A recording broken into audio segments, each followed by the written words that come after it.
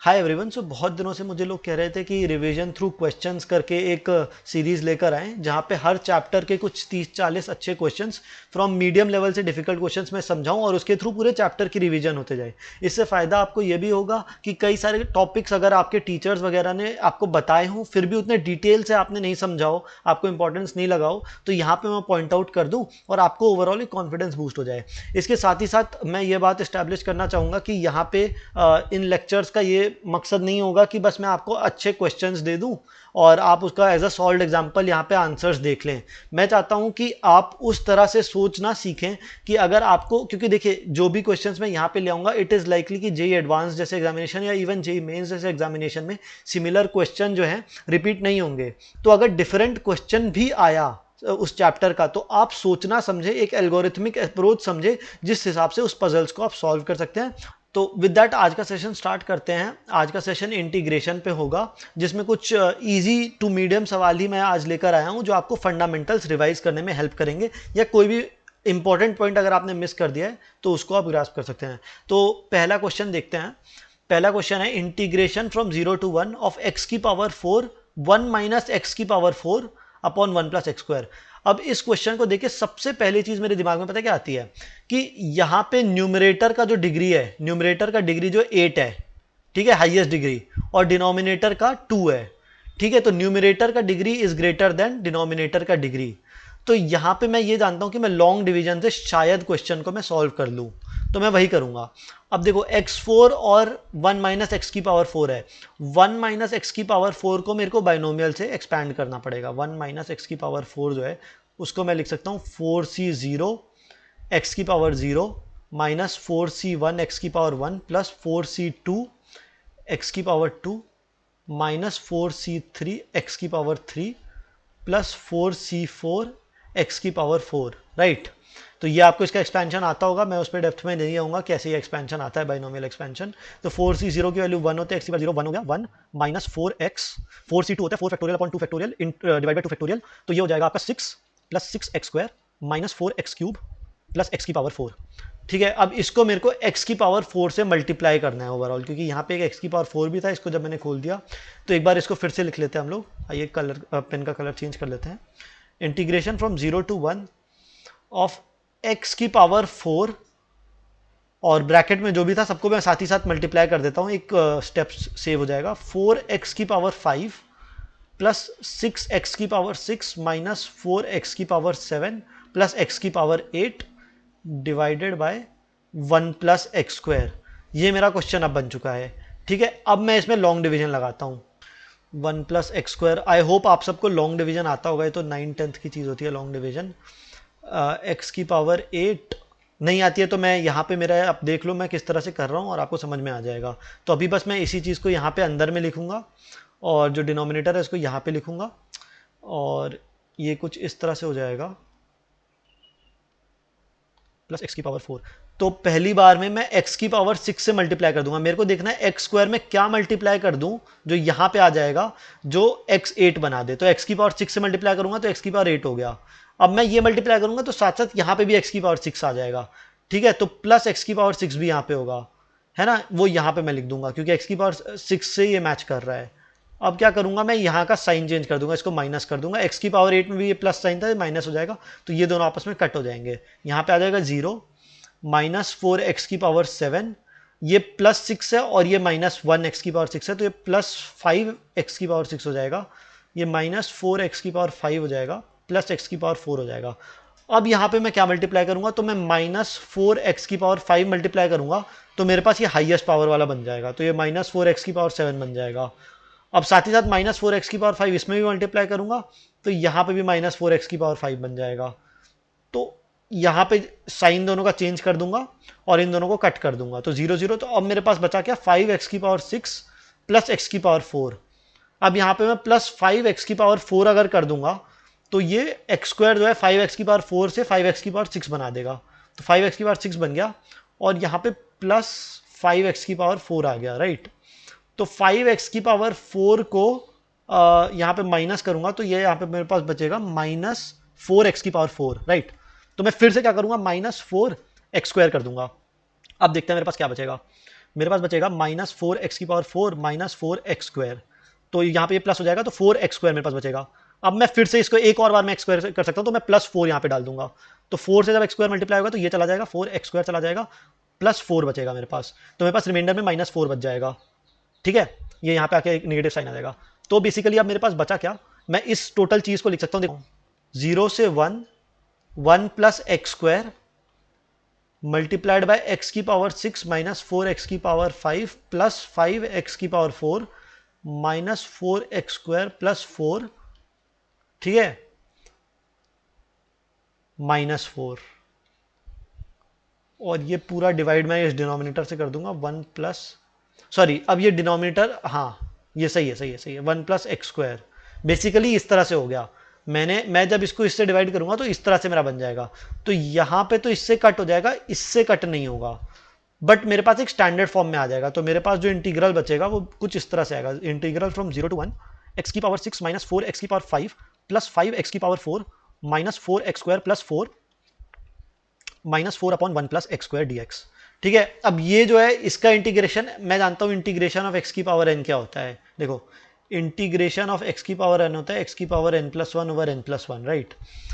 तो x⁴ को x⁴7/7 हो जाएगा। तो और यहाँ पे जब मैं डालूंगा, देखो ये हो जाएगा x⁴7/7 minus 4x⁴6/6 plus 5x⁴5/5, 5 नीचे ऊपर से कट जाएगा, माइनस 4x⁴3/3 प्लस 4x, और ये 0 से 1 तक जा रहा है। ठीक है, तो 0 पे तो सब 0 ही हो जाएंगे, है ना, क्योंकि x का टर्म हर जगह है, और बाकी 1 बचेगा। और इसको जब मैं इंटीग्रेट करूंगा 0 से 1, तो ये हो जाएगा -4, और इंटीग्रेशन यहाँ पे मैं लिख देता हूँ, इंटीग्रेशन ऑफ 1/1 + x² की वैल्यू जो होती है ना, tan इनवर्स x के इक्वल होती है। तो हो जाएगा tan inverse 1 minus tan inverse 0, तो हो जाएगा π/2, राइट। तो यहाँ पे π/2 आ जाएगा। अब देखो क्या होगा, ये हो जाएगा 1/7 minus 2/3 plus 1 minus 4/3 plus 4 minus 4π/2, right. तो ये तो 2π हो गया। लगता है कहीं पे कैलकुलेशन की गलती हुई है, क्योंकि आंसर आना चाहिए था 22/7 माइनस पाई का। ये आंसर मेरे पास ऑलरेडी है, और ये जेई का क्वेश्चन है, IIT जेई का पुराना। इससे कुछ मैं प्रूव करना चाह रहा था बेसिकली। यार तो कैलकुलेशन एक बार वेरीफाई कर लेना फिर से, शायद मैंने कुछ गलती कर दी हो यहाँ कहीं पे किसी स्टेप पे की है। तो बेसिकली आंसर आना चाहिए था 22/7 माइनस पाई, और इससे मैं एक चीज़ प्रूव करना चाह रहा था कि मेरा आंसर आया 22/7 माइनस पाई। अब एक चीज़ आप लोग ऑब्जर्व कीजिएगा यहाँ पे, मेरे पास इनिशियली जो फंक्शन है x⁴, देखिए इस तरह से, देखिएगा x⁴ 1 माइनस x⁴/1 + x²। तो ये टोटल जो है ये 0 से 1 के बीच में हमेशा एक ग्रेटर देन 0 रहेगा। अब देखो x⁴ between 0 to 1 is greater than 0, 1 minus x⁴ is always greater than 0, greater than equal to 0, ये भी greater than equal to 0, 1 + x² is always greater than equal to, तो this is a greater than 0। तो इन सारे parts को जब आप integrate करोगे आपस में, जब आप इंटीग्रेट करोगे 0 से 1, और ये कुछ पॉजिटिव आता रहेगा हर बार, तो this integral will always be greater than 0, right. This integral will always be greater than 0, ये चीज मैं कंक्लूड करता हूं। तो और आंसर मेरे को पता है कि मेरा आंसर क्या आ रहा है, 22/7 माइनस पाई आ रहा है। तो मैं इनइक्वालिटी से ये कह सकता हूं 22/7 minus pi is greater than 0। इससे मैं ये कंक्लूड कर सकता हूं कि 22/7 इज ग्रेटर देन पाई। तो देखो इतना ब्यूटीफुल मेरे पास यहाँ पे एक रिजल्ट आ जाता है, जो मेरे को कह रहा है कि जनरली लोग क्या होता है ना, पाई इज इक्वल टू 22/7 मान के चलते हैं। तो कई लोगों को ना इट्स रफली approximated to 22/7, pi is not equal to 22/7, actually pi is less than 22/7। वो ये क्वेश्चन प्रूव कर रहा है। तो आप देख रहे हो एक रैंडम सा ऑब्सक्योर सा मेरे पास यहाँ पे फंक्शन है ना, विथ नो कोरिलेशन टू पाई, फिर भी मेरे पास आंसर में पाई आ रहा है, और मेरे को प्रूव करके दिखा रहा है कि पाई जो है लेस देन 22/7 है। तो ये है ब्यूटी ऑफ मैथमेटिक्स। अभी आप इसको थोड़ा सा इग्नोर कीजिएगा, यहाँ पे जो 2π वाला कुछ एरर आ रहा है। अब मैं, क्योंकि आप लोग बेसिक कॉन्सेप्ट समझ गए हैं, इसलिए इसमें मैं ज्यादा डेल्व डीपर नहीं करूंगा। This is a question of JEE advance, आप इंटरनेट पे भी इसको चेक कर सकते हैं, मतलब IIT जेई में आया था सब्जेक्टिव प्रॉब्लम। आइए नेक्स्ट प्रॉब्लम देखते हैं। तो इस क्वेश्चन में मेरे को दे रखा है x minus one x minus two x minus three upon x plus one x plus to x plus three. यहाँ पे एक चीज ऑब्जर्व कीजिएगा, ऊपर जो है, ऊपर मेरा numerator was greater than denominator, right. अब इस क्वेश्चन में क्या है, numerator is equal to denominator, ठीक है। पावर देखो, यहाँ पे x की मैक्सिमम पावर 3 आएगी, है ना, ये तीनों आपस में मल्टीप्लाई होके यहाँ पे भी x की मैक्सिमम पावर 3 आएगी। तो ऐसे क्वेश्चन में देखो, जब मेरा न्यूमरेटर होता ना अगर लेस देन डिनोमिनेटर, तो मैं जानता हूं यहाँ पे मैं पार्शियल फ्रैक्शंस लगा सकता हूं। न्यूमरेटर ग्रेटर देन डिनोमिनेटर होता तो मेरे को पता है मैं क्या कर सकता हूं, मैं लॉन्ग डिवीजन कर सकता हूं, है ना। अब ऐसा केस आ जाए तब मैं क्या करूंगा, एनी केसेस। तो ऐसे केस में ना मैं क्या कर सकता हूं, देखो जब मैं सोचूंगा थोड़ा सा तो मैं इस तरह से इसको लिख सकता हूं, x minus one, x minus two, x minus three, x plus one, x plus to, x plus three, plus one minus one. ये जो है ना, ये बहुत इंपॉर्टेंट स्टेप है, ये जो मैंने किया है। ये अगर आपको ये सारी चीजें क्लिक करने लग गई ना कि यहाँ पे हम प्लस माइनस वन क्यों किया है, अब देखो ये माइनस वन वाला टर्म जो है ना, यहाँ पे डिनोमिनेटर से कर दूंगा, प्लस वन डी को ऐसे ही रहने दूंगा। देखो इंटीग्रेशन ऑफ वन डी ऐसे ही रहेगा, और इसको मैं आपस में ऐसे लिख सकता हूँ, plus x minus one, x minus two, x minus three upon ये जो भी मेरे पास न्यूमरेटर है। अब माइनस वन में अगर मैं, यहाँ पे माइनस वन है, उसको अगर मैं मल्टीप्लाई करूंगा तो ये वाला टर्म आ जाएगा, तो इसको मैं इस तरह से लिख सकता हूँ, minus x plus one, x plus to, x plus three upon this. अब इससे हुआ क्या ना, जो मेरा x का सबसे बड़ा टर्म होगा, यहां पे एक्स क्यूब आएगा, यहां पे भी तीनों x मल्टीप्लाई करके एक्स क्यूब आएगा, और ये दोनों माइनस की वजह से आपस में कट जाएंगे। तो मेरे पास क्या रिलेशन आ जाएगा, मेरे पास आ जाएगा numerator is less than denominator. देखो वन डी एक्स को तो मैं वन डी एक्स को तो मैं ऐसे इंटीग्रेट कर सकता हूं, अब ये भी इंटीग्रेट हो जाएगा। जब न्यूमरेटर लेस देन डिनोमिनेटर होगा तो मैं पार्शियल फ्रैक्शन लगा दूंगा, ठीक है। पार्शियल फ्रैक्शन आपको आता है, जैसे कि मेरे पास कुछ भी हो, है ना, तो मान लो वन अपॉन ये जो भी मेरे पास आएगा, है ना, इसको सॉल्व कर देना आप लोग। कुछ भी आएगा, मान लो क्यू एक्स आएगा, Q x upon x plus one, x plus to, x plus three, है ना। तो इसको मैं इस तरह से लिख दूंगा, इसको लिख दूंगा a upon x plus one plus b upon x plus two plus c upon x plus three. अब ए बी सी को जो है ना मैं लीनियर इक्वेशन बना के सॉल्व कर दूंगा, और जब मैं इंटीग्रेट करूंगा, integration of a over x plus one plus integration of b over x plus two, तो ये बहुत ईजी है। ये हो जाएगा a times ln of x plus one, ये a times b times ln of x plus two, तो उस तरह से इंटीग्रेट हो जाएगा। तो this whole thing will now get integrated very easily. On the other hand this will get integrated, जब मेरे पास इनिशियली ये था, सॉरी, जब मेरे पास इनिशियली न्यूमरेटर और डिनोमिनेटर का पावर सेम था तो मैं वैसा कुछ नहीं कर सकता था। सो ये सेकंड क्वेश्चन था। अब ये इसको एज अ होमवर्क में रखता हूँ, आप सॉल्व कर लीजिएगा आपस में, और देख लीजिएगा वेरीफाई करके आंसर। मैं अगले क्वेश्चन पे आता हूँ, क्योंकि बेसिक कॉन्सेप्ट आपको समझ में आ गया है। देखो क्वेश्चन थ्री क्या कह रहा है, बेसिकली क्वेश्चन थ्री कह रहा है ये बेसिकली यहाँ पे कि d x upon x square plus two, three x square minus five. अब ये ना बड़ा टिपिकल ऐसे क्वेश्चन होते हैं, तो मैंने इसके लिए क्या किया था, मैंने ना इसके लिए एक फॉर्मूला ही रट लिया था कि d x upon a x square plus b multiplied by c x square plus d, अगर मेरे पास इस फॉर्म में है, यहाँ पे एक्स स्क्वायर का टर्म है और ये रूट अंडर में है, और यहाँ पे भी ऐसे एक्स स्क्वायर का टर्म है, तो मैं क्या है ना, मैं x equal to one by t substitute कर दूंगा ना, तो मेरा क्वेश्चन सॉल्व हो जाएगा। This is the basic fundamental behind this. तो ये अगर आप लोगों को टीचर ने आपको ये बताया था इसके बारे में तो सही है, नहीं तो अगर ऐसे टाइप के क्वेश्चन होते हैं तो x equal to one by t put करके दिखेगा तो शायद जनरली क्वेश्चन हो जाते हैं। तो चलिए यहाँ पे हम लोग पुट कर लेते हैं x equal to one by t. तो अब देखिए यहाँ पे क्या होगा, इंटीग्रेशन ऑफ, देखिए x equal to one by t कर दिया था मैं, इससे ये कह सकता हूँ कि d x equal to minus one by t square d t, right. ये थोड़ा अजीब सा पेन आ गया मेरे पास, मैं दूसरा पेन चेंज करता हूँ, वन सेकेंड, है ना। हाँ, तो अब क्या होगा देखिए, अब माइनस बाहर ले आता हूँ, D T upon T square, x square plus two को लिख दूंगा one by T square plus two, उसके बाद रूट में जो है टर्म उसको मैं लिख दूंगा थ्री बाई टी स्क्वायर -5 है, इस तरह से है। तो इसको थोड़ा और सिंप्लीफाई करके देखते हैं। तो ये हो जाएगा basically minus integration of D T, T square यहाँ पे, तो ये हो जाएगा 1 + 2t स्क्वायर, यहाँ पे ऐसे मल्टीप्लाई होके ये हो जाएगा, और ये हो जाएगा 3 - 5t स्क्वायर, और ये जो रूट टी होगा, ये टी स्क्वायर, रूट यहाँ पे अभी भी टी स्क्वायर है, तो इसको रूट के अंदर है, तो इसको ऊपर ले आते हैं, तो रूट टी स्क्वायर होगा, तो इसको टी लिख सकता हूँ मैं, है ना। तो इसको टी लिख दूंगा मैं, सॉरी टी स्क्वायर नहीं, टी लिख दूंगा इसको मैं। तो बेसिकली ये मेरे पास बन गया। अब क्या करना है, देखो अब मेरे पास इंटीग्रल ये बचा है कुछ इस तरह से, minus integration of T D T over 1 + 2t square √3 - 5t square. अब देखो 3 - 5t स्क्वायर को ही किसी तरह से हमें सॉल्व करना है, क्योंकि देखो टी स्क्वायर वाला यहाँ पे टर्म है, और 2t dt जो है उसका डिफरेंशिएशन होगा, और t dt मेरे पास ऑलरेडी है। तो मैं क्या करूँगा, 3 - 5t स्क्वायर को मैं y स्क्वायर ले लूँगा, ठीक है।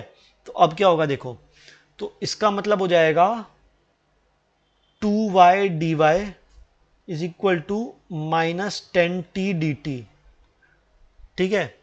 तो मैं इससे जो है टी डी टी की भी वैल्यू निकाल लूंगा, तो -t dt हो जाएगा 1/5 y dy, तो हो जाएगा इंटीग्रेशन 1/5 बाहर आ गया y dy, और देखो 3 ये y स्क्वायर है, तो इसका रूट जो होगा वो y होगा, है ना। तो ये डिफरेंशिएशन यहाँ पे y आ जाएगा, और y dy ऑलरेडी, और 1 + 2t स्क्वायर को मैं इस तरह से लिख सकता हूँ, देखो तो 3 - y square by 5 is equal to t square है मेरे पास, ठीक है। तो 2t स्क्वायर यहाँ पे 2 से मल्टीप्लाई हो जाएगा, और यहाँ पे एक 1 आ जाएगा,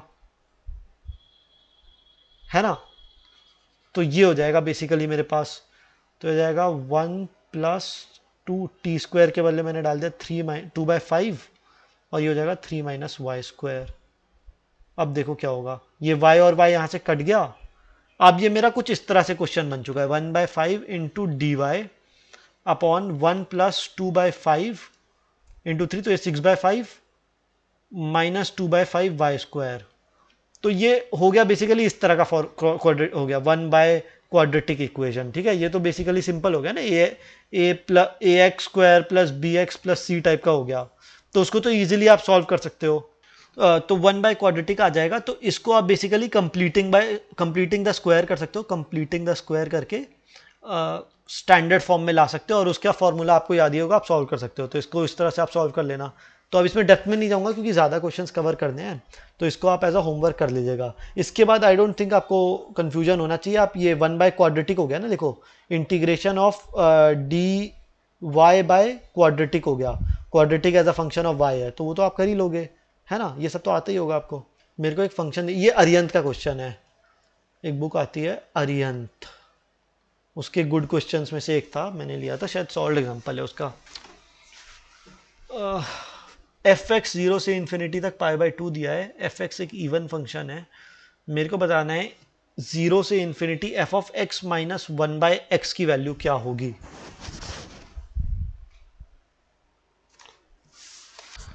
तो मेरे को क्या हिंट मिल रहा है इस क्वेश्चन से, देखो सबसे पहला चीज मेरे को दिख रहा है कि देखो मेरे को ये निकालना है, इसको मेरे को सॉल्व करना है, ये इस इंफॉर्मेशन से मैं कुछ नहीं कर सकता, क्योंकि मेरे पास fx अननोन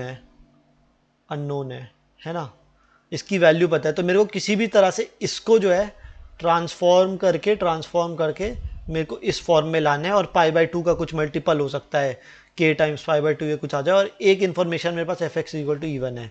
तो fx = E1 से मैं ये इन्फॉर्मेशन निकाल सकता हूँ कि f of -x = f of x होगा, ठीक है। ये इन्फॉर्मेशन मेरे पास है, इससे मैं और कोई इन्फॉर्मेशन नहीं निकाल सकता। इसी को सॉल्व करता है, देखो यहाँ पे मेरे पास 1/x का टर्म है, यहाँ से तो देखो मैं f of x - 1/x को ब्रेक नहीं कर सकता, मैं एक चीज़ ज़रूर लिख सकता हूँ, देखो इससे मेरे को हिंट मिल रहा है 1/x के वजह से x = 1/t का सब्स्टिट्यूशन लेना। क्या आपको ये समझ में आया क्यों मैंने ऐसा किया है। एक तो मेरे को हिंट मिल गया 1/x यहाँ पे है, दूसरा मैं और कुछ कर ही नहीं सकता, एक ये कर सकता हूँ, या दूसरा मैं यहाँ पे इंटीग्रेशन बाय 1 टाइम्स लेके इंटीग्रेशन बाय पार्ट्स करके कुछ कर सकता हूँ। बट इंटीग्रेशन बाय पार्ट्स में मेरे को पता है, क्योंकि मेरे को डिफरेंशिएशन पता नहीं है, डिफरेंशिएशन में गेम और ख़राब हो जाएगा, है ना। मेरे को एफ डैश एक्स के बारे में कोई इन्फॉर्मेशन नहीं पता, ठीक है। तो इसीलिए मैं इंटीग्रेशन बाय पार्ट्स, हो सकता है सेकंड स्टेप मेरा वही होता, अगर सब्स्टिट्यूशन वर्क नहीं करेगा तो सेकंड स्टेप में इंटीग्रेशन बाय पार्ट करूंगा। सबसे पहले ट्राई करना है ऐसे टाइप के क्वेश्चन में सब्स्टिट्यूशन से काम हो जाए कि नहीं हो जाए। नहीं हो रहा तो इंटीग्रेशन बाय पार्ट्स लगा दो। और ये जनरल रूल है, लाइफ का रूल है ये, कि अगर और कुछ नहीं हो रहा है ना तो आईबीपी लगा दो, 1 टाइम्स एफ एक्स करो और आईबीपी लगा दो, जनरली सॉल्व हो जाएगा। डिफिकल्ट क्वेश्चन से इंटीग्रेशन बाय पार्ट्स के होते हैं, ठीक है। तो अब देखो x इक्वल टू, जब मैं 1/t करूंगा तो मेरे पास क्या मजेदार चीजें होती हैं। देखो इसको इस तरफ से थोड़ा सा लिख लेते हैं कि अगर मैंने ले लिया x इक्वल टू 1/t तो मैं लिख सकता हूँ dx equal to -1/t² dt, है ना। अब i की वैल्यू देखते हैं क्या होगा। i की वैल्यू मेरे को निकालनी है और i की वैल्यू कुछ इस तरह से आ जाएगी, i is equal to integration. अब देखो जब x 0 होगा तो t की वैल्यू इन्फिनिट होगी। अब x की वैल्यू जब इन्फिनिट होगी तो 1/t की वैल्यू इन्फिनिट, तो मतलब t की वैल्यू 0 होगी। i is equal to infinity to 0 f of 1/t, x की value 1/t minus t into -1/t² dt। ये समझ में आया। अब देखो मेरे पास एफ एक्स इवन है, ये मेरे पास जो टर्म होगा ये और कुछ नहीं, 1/t माइनस टी को क्या लिख सकता हूँ, minus of t minus 1/t, और ये भी कुछ इस तरह से है। तो मेरे को लगता है कि इवन का भी अब इस्तेमाल हो जाएगा यहाँ पे, देखो किसी तरह से। तो i इज इक्वल टू मैं लिख दूंगा, क्योंकि i f of t minus 1/t is equal to f of 1/t minus t होगा। समझ गए, समझ गए ना, क्योंकि इवन फंक्शन है। F of x equal to f of minus x होगा, और ये एक्स और माइनस एक्स सेम है। तो अब मैं यहाँ पे कहूँगा देखो इंटीग्रेशन ऑफ, माइनस साइन यहाँ से मैंने ले लिया बाहर, माइनस इन्फिनिटी से 0 of f of t minus 1/t into 1/t² dt। अब देखो ये माइनस साइन जो है इन्फिनिटी से 0, इसको मैं यहाँ पे अगर ख़त्म कर दूँ तो ये 0 टू इन्फिनिटी हो जाएगा, 0 टू इन्फिनिटी हो जाएगा, ठीक है। तो यहाँ पे 0 टू इन्फिनिटी हो गया, माइनस साइन मैं हटा सकता हूँ यहाँ पे। मैंने ऐसा क्यों किया, इसका सिंपल सा रीज़न है, क्योंकि मेरे को 0 से इन्फिनिटी तक का निकालना है ना, यहाँ पे इन्फिनिटी से 0 तक का तो नहीं निकालना। अब मेरे पास कुछ मज़ेदार चीज़ें आ रही हैं। ऑब्जर्व कीजिए कि i की वैल्यू जो है मेरे पास ये है, और i की वैल्यू मेरे पास ये भी है, 0 से इन्फिनिटी एफ ऑफ। अब देखो यहाँ पे मैं t लिखूं या x लिखूं कोई फर्क नहीं पड़ता, F of x minus 1/x है ना यहाँ पे, तो F of x minus 1/x के बदले F of T minus 1/t भी लिखूंगा तो कोई फर्क नहीं पड़ेगा। तो ये दोनों मेरे पास इक्वल हैं। अब ऐसे केस में करते क्या है हम लोग जनरली, थोड़ा सा स्पेस क्रिएट करते हैं पहले। तो ऐसे केसेस में हम लोग करते क्या है, हम लोग इन दोनों को ऐड कर देते हैं, इन दोनों को हम ऐड कर देते हैं। तो ये भी आई है, ये भी आई है, तो 2i हो जाएगा। 2i इज इक्वल टू, अब ये दोनों कॉमन है मेरे पास टर्म्स, तो मैं लिख सकता हूँ 0 से infinity of 1 plus 1/t² multiplied by F of t minus 1/t। अब मैं एक और सब्स्टिट्यूशन यहाँ पे डाल सकता हूँ। देखो एक बात देखो, जब मैं t माइनस 1/t को u ले लूँ तो क्या 1 plus 1/t² is equal to du होगा, टाइम्स dt, सॉरी। और क्या यही चीज़ मेरे पास है, यहाँ पे dt का एक टर्म होगा, ये जो है ये du बन गया, ये जो है ये u बन गया। तो 2i इज इक्वल टू 0 से इन्फिनिटी ऑफ, अच्छा अब 0 से इन्फिनिटी नहीं होगा ना यहाँ पे, रुको ये भी तो चेक करना पड़ेगा। जब मैं t माइनस 1/t को u ले रहा हूँ तो देखो ये तो हो गया F of u du, right. अब ये कहाँ से कहाँ तक जाएगा, ये देखो t जा रहा है 0 से इन्फिनिटी, तो जब t की वैल्यू मैं 0 डालूंगा तो ये माइनस इन्फिनिटी हो जाएगा। देखो 0 माइनस 1/0 तो ये माइनस इन्फिनिटी जाएगा, और t की वैल्यू जब मैं इन्फिनिटी लूंगा तो इन्फिनिटी माइनस 0, तो ये माइनस इन्फिनिटी से इन्फिनिटी जा रहा है। और हमें पता है कि इवन फंक्शन है, क्योंकि ये इवन फंक्शन है तो एक इवन फंक्शन जो होता है ना वो माइनस ए से a of f x d x जो होगा वो 2 times 0 to a of f x d x होता है, ठीक है। क्योंकि माइनस इन्फिनिटी से इन्फिनिटी तक मेरे पास इंफॉर्मेशन है ही नहीं, तो मैं क्या करूंगा यहाँ पे मैं लिख दूंगा 2 times integration of 0 to infinity of f of u d u is equal to 2i। तो 2 2 यहाँ से कट हो जाएगा, और integration of f of u d you जो है मेरे को पता है पाई बाई टू गिवन था क्वेश्चन में, है ना। तो मेरे पास आई की वैल्यू जो है पाई बाई टू आ जाएगी। That is the answer to this question. तो ये बहुत अच्छा क्वेश्चन था, अरिहंत का क्वेश्चन है, सॉल्व एग्जाम्पल है, बट मतलब you should pay attention to such question. ऐसे टाइप के क्वेश्चन चाहिए, एडवांस में आ सकते हैं। बहुत अच्छा क्वेश्चन है ये। हाँ, तो ये क्वेश्चन है। तो इस क्वेश्चन को देख के आपके दिमाग में क्या चल रहा है? देखो, सबसे पहले तो यहाँ पे दो चीज़ें मेरे को दी हुई है प्लस करके, दो अलग अलग बहुत डिफिकल्ट टाइप के फंक्शंस। अब यहाँ पे देखो 1/x² का टर्म है, यहाँ पे 2/x³ का टर्म है। तो एक ऐसे टाइप के क्वेश्चंस होते थे कि इंटीग्रेशन ऑफ ई की power x times F x plus F dash x, है ना। तो ऐसे क्वेश्चन में मैं जानता हूँ कि आंसर जो है ना ई की पावर एक्स एफ एक्स हो जाता है। ये बेसिकली आपका प्रोडक्ट रूल होता है ना। प्रोडक्ट रूल का उल्टा बेसिकली कि ई की पावर एक्स एफ एक्स हो गया प्लस ई की power x F dash x. क्योंकि ये तो देखो, इसको अगर मैं मान लूँ जी डैश एक्स, तो ई एक्स जी एक्स जो है तो ये जी डैश एक्स हो जाएगा। जी एक्स इक्वल टू ई की पावर एक्स मान लो तो जी एक्स हो जाता है। तो प्रोडक्ट रूल से इसको मैं सिंप्लीफाई कर सकता हूँ, है ना।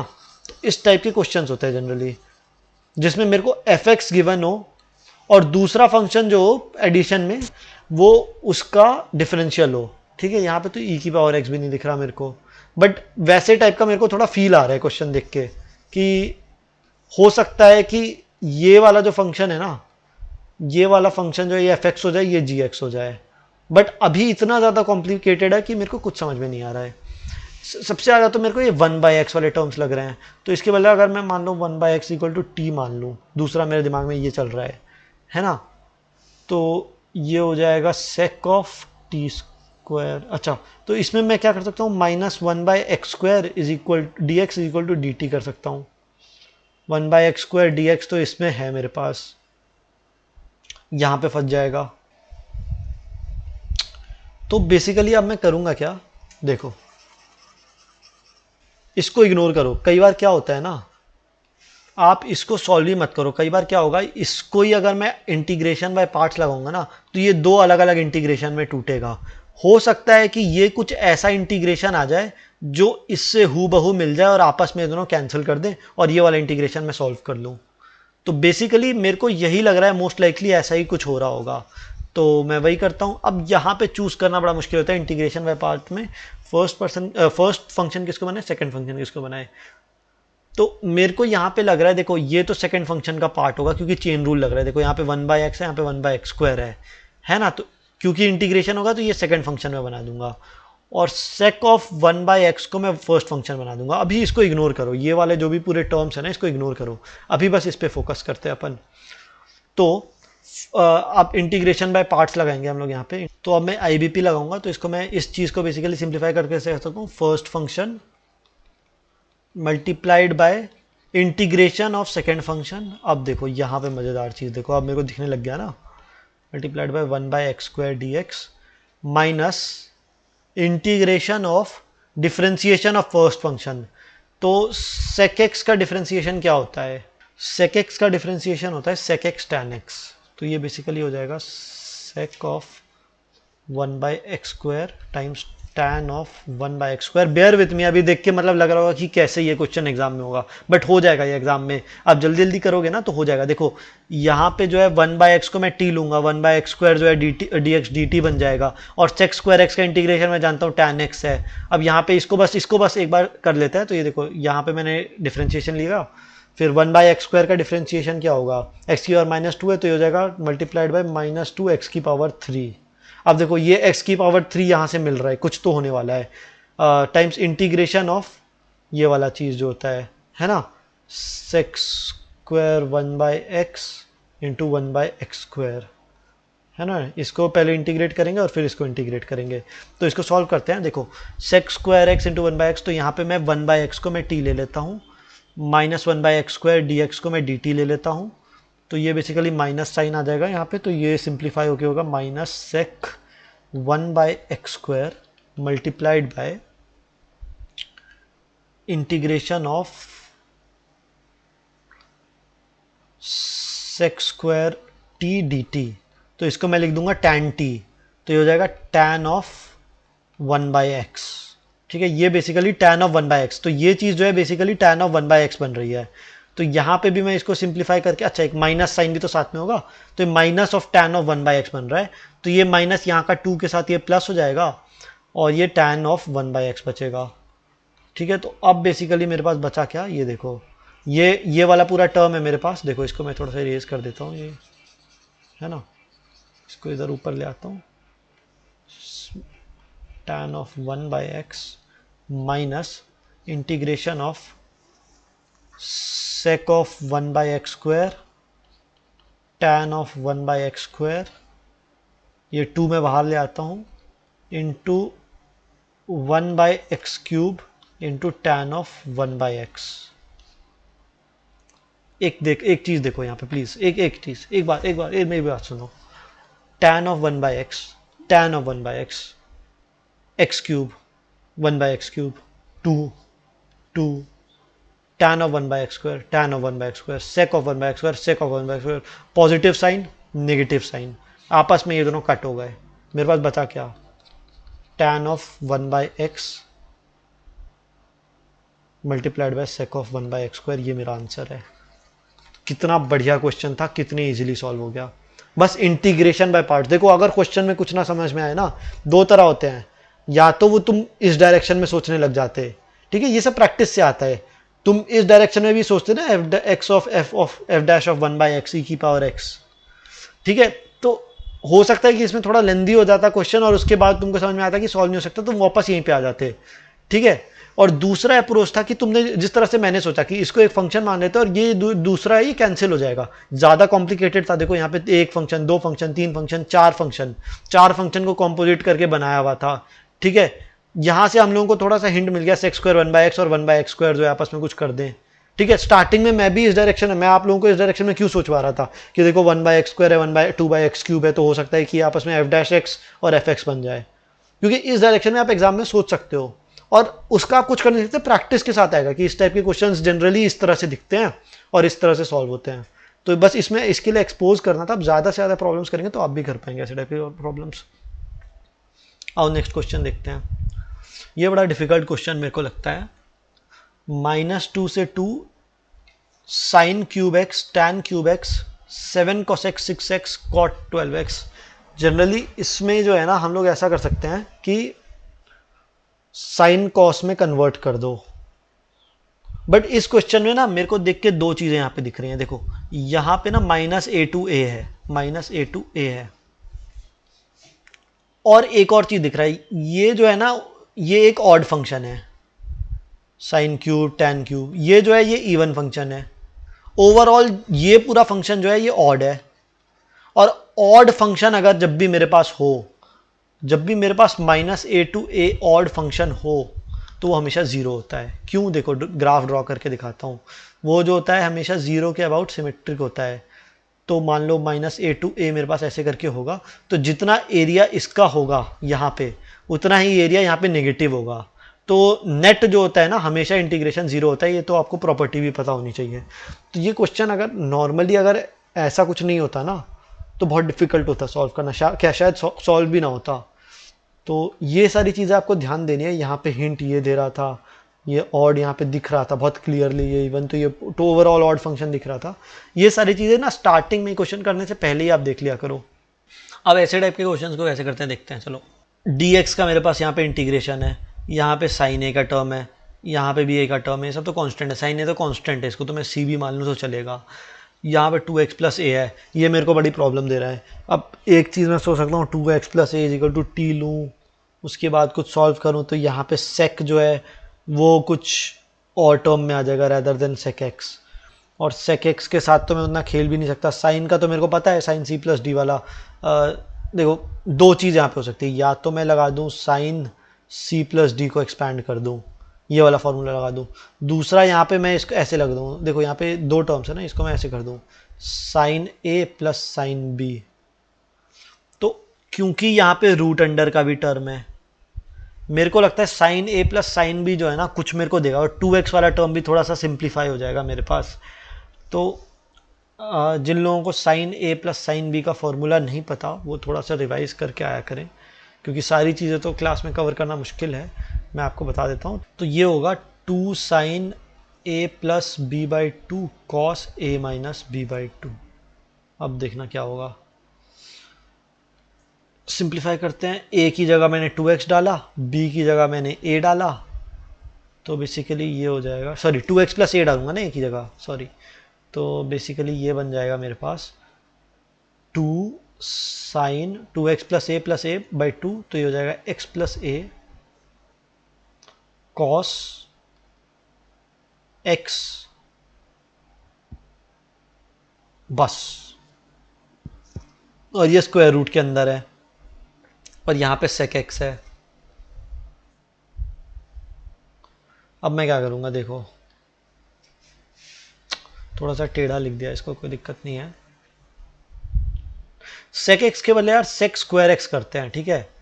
तो यहाँ पे मैं क्या करूँगा, इसको एक और sec x से मल्टीप्लाई एंड डिवाइड कर दूंगा, तो ये sec स्क्वायर x dx होगा। क्योंकि जनरली क्या है ना, मैं क्या करना चाहता हूँ कि मैं लेना चाहता हूँ tan x is equal to T, तो sec स्क्वायर x dx जो होता है वो dt बन जाता है ना।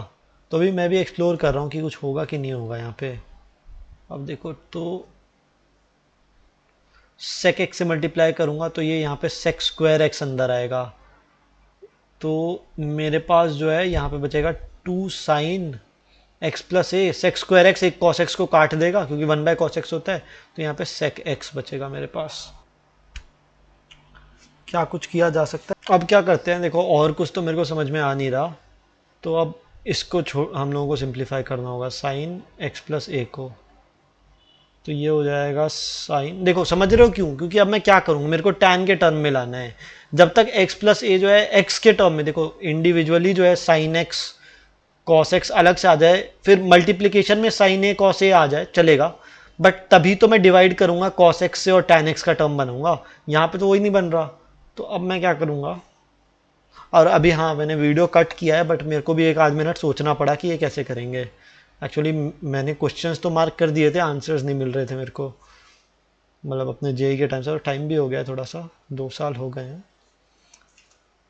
सेक स्क्वायर एक्स अपॉन, अब क्या करते हैं इसको, रूट अंडर हो जाएगा 2 sine x cos a, sine x cos A sec x, तो ये हो जाएगा सेक एक्स को cos x 1 by cos x लिखूंगा, तो टैन एक्स हो जाएगा टैन एक्स कॉस ए, है ना, समझे।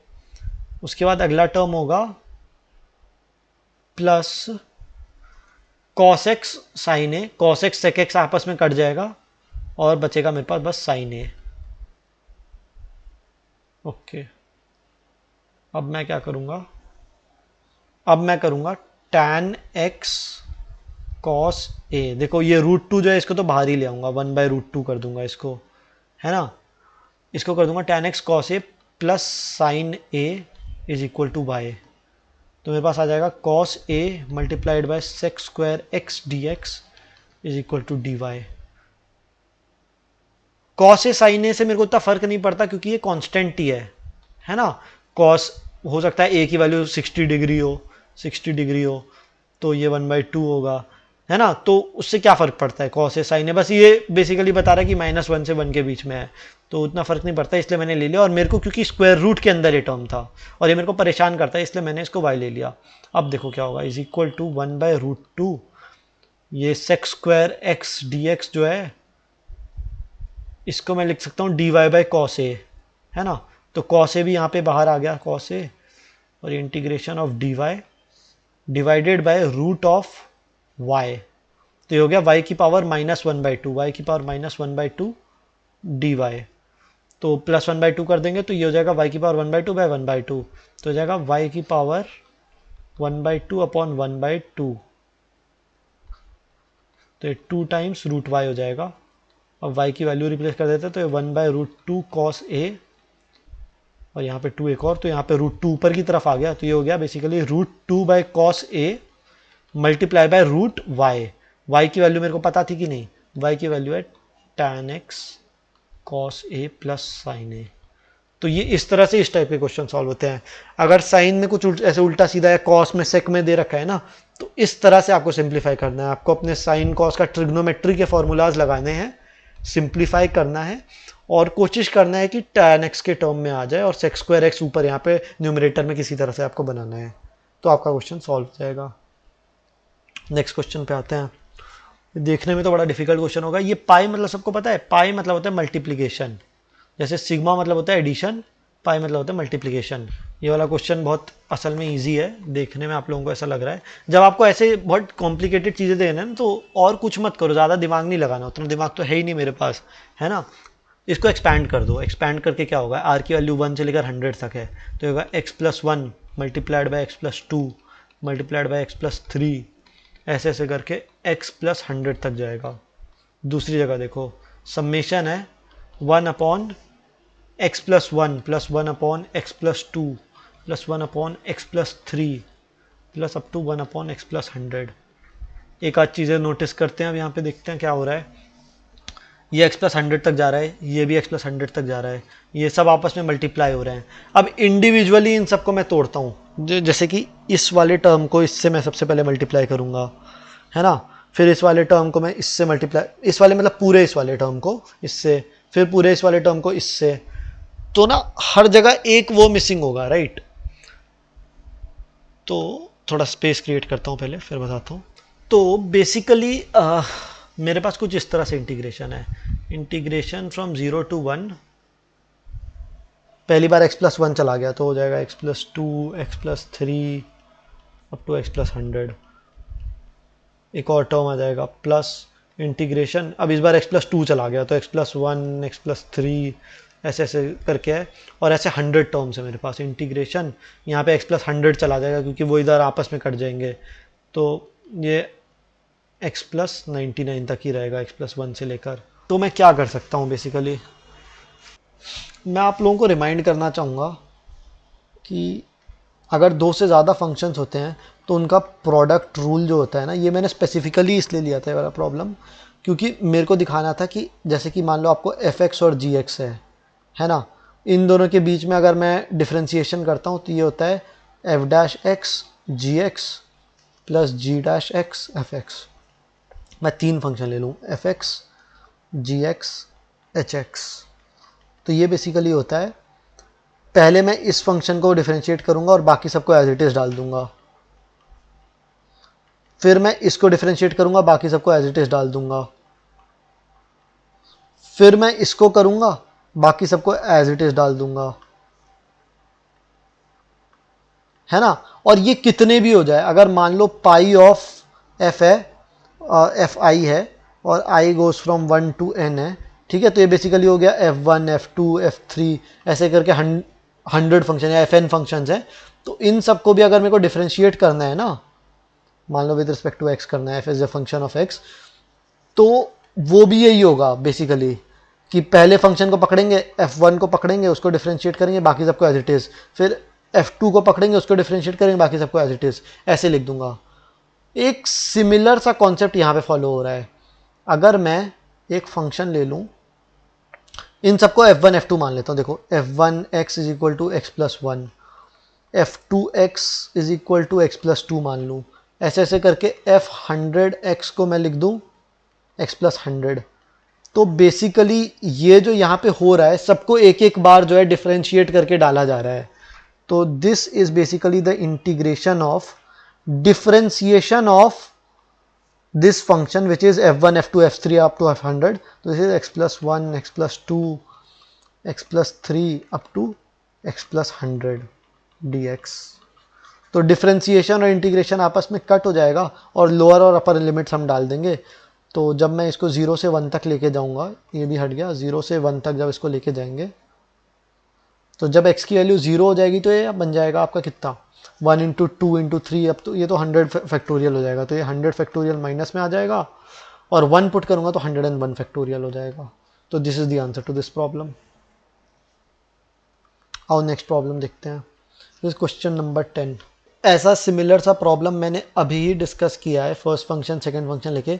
यहाँ पे जो है रिकर्जन लग रहा है, रिकर्जन के कई टाइप के प्रॉब्लम्स होते हैं कि मतलब, और इंटीग्रेशन बाय पार्ट्स लग रहा है।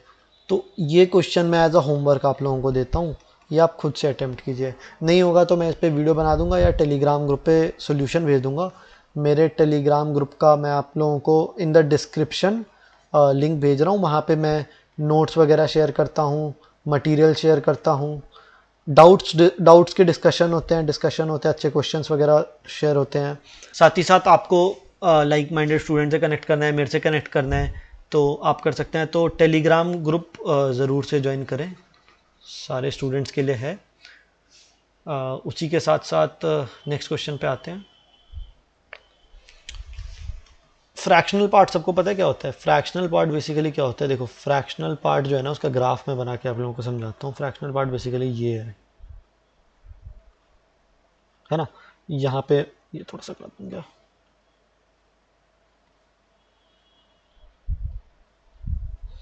ये y is equal to x का है, ये y is equal to x minus one है, x माइनस टू है, x प्लस वन है। बेसिकली कोई भी फंक्शन, मान लो कोई भी मेरे पास वैल्यू है ना, जैसे मान लो 2.7 है, तो इसका फ्रैक्शनल पॉइंट हो जाएगा 0.7, है ना। और इसका एक ही आपको चीज़ याद रखना होता है कि मान लो कोई भी मैं चीज़ डिफाइन करता हूँ ना, फंक्शन मान लो है मेरे पास, मान लो f(x) है, तो वो जो है ना, उसको मैं लिख सकता हूँ greatest integer of f(x) plus fractional part of f(x). ठीक है, ये बड़ा इंपॉर्टेंट फॉर्मूला है कि देखो 2.7 है मान लो मेरे पास, तो इसको ग्रेटेस्ट इंटीजर ऑफ 2.7 क्या होगा? 2 होगा, है ना। और फ्रैक्शनल पार्ट ऑफ 2.7 क्या होगा?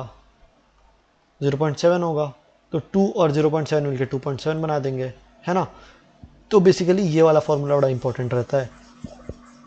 फ्रैक्शनल पार्ट जब आपको समझ में आ गया, फंक्शंस वगैरह में जनरली बताते हैं, तो ये क्वेश्चन हम सॉल्व कर लेंगे इजीली।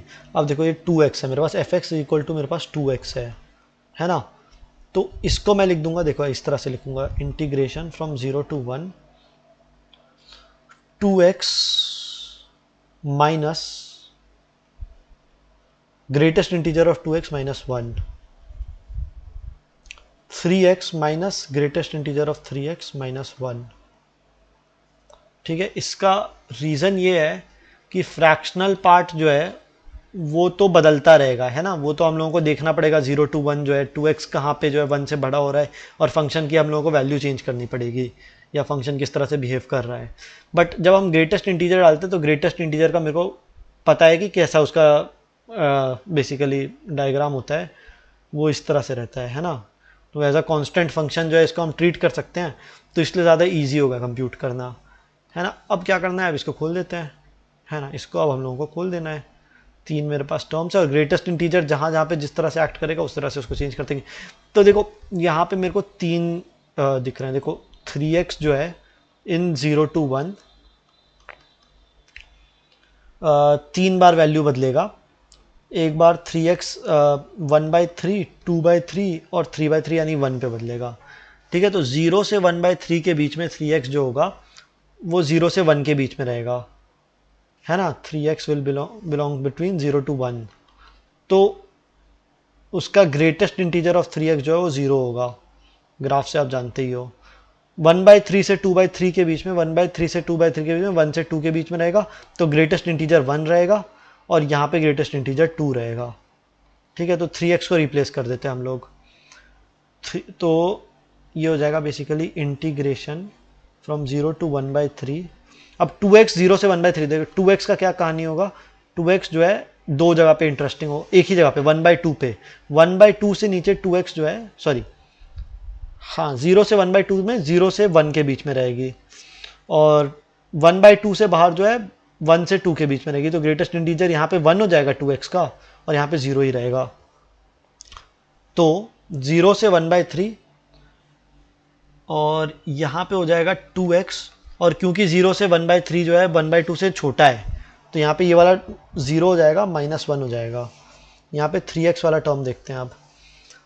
3x वाला टर्म भी 1/3 तक 0 रहेगा, -1 होगा। ठीक है, एक मेरे पास इंटीग्रेशन यहाँ पे आ गया, तो ये 3x -1 और 2x -1 है, ये इजीली सॉल्व हो जाएगा। प्लस 1/3 से लेकर 1/2 तक। अब देखो 2x का बिहेवियर क्या होगा, 2x अभी भी 0 रहेगा, तो ये 2x -1 ही रहा। अब 3x जो है यहाँ से 1/3 से 1 के इक्वल होता है ना, 1/3 से 2/3 के बीच में। तो ये हो जाएगा 3x माइनस 1 माइनस 1, तो ये 3x माइनस 2 हो जाएगा बेसिकली,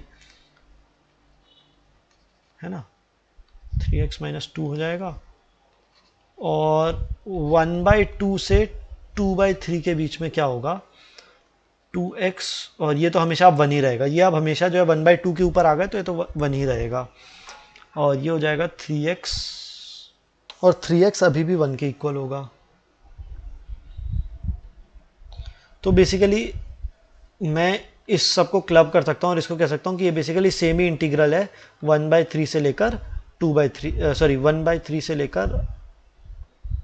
अब एक फाइनली बस एक ही अच्छा क्वेश्चन इस बार मैं लेकर आया था, वो ये वाला क्वेश्चन है।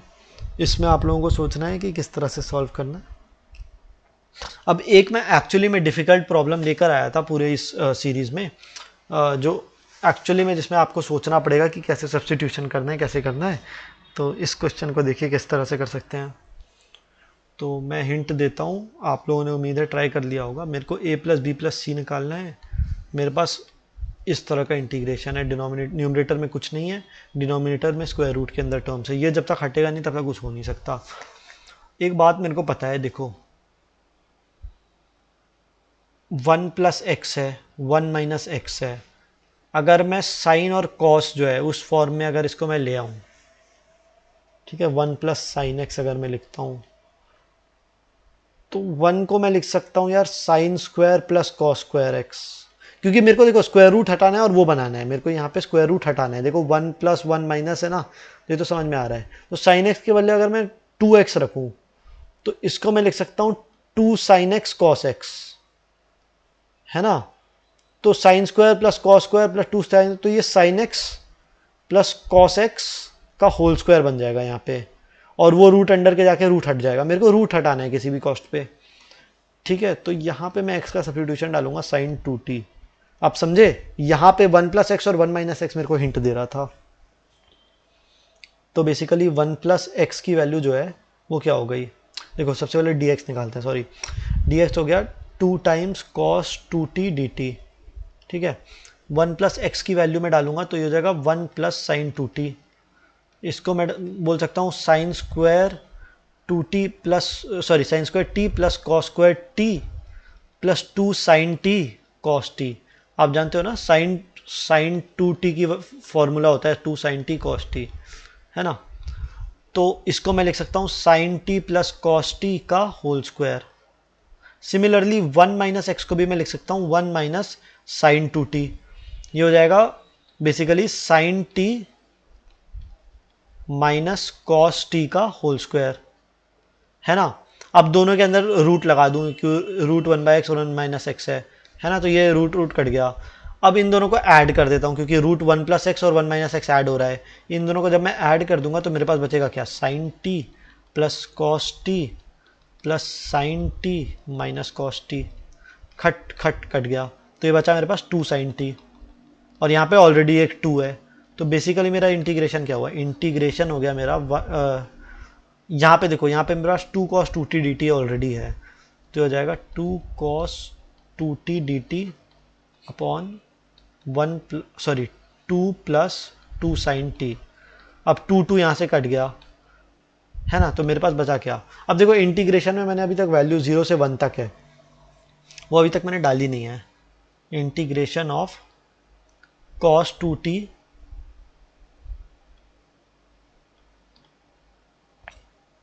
Over 1 + sin t dt।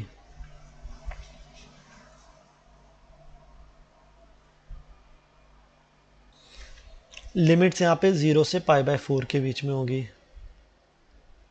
क्योंकि इस हिसाब से अगर x 0 से 1 के बीच में आया तो ये कहाँ से कहाँ तक जाएगा t।